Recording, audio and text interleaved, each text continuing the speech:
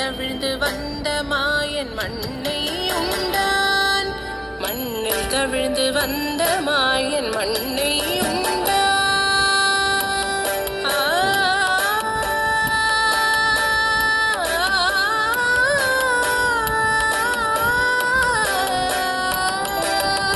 விண்ணும் மண்ணும் நிறைந்திடத்தான் விரும்புவதும் மண்தானே.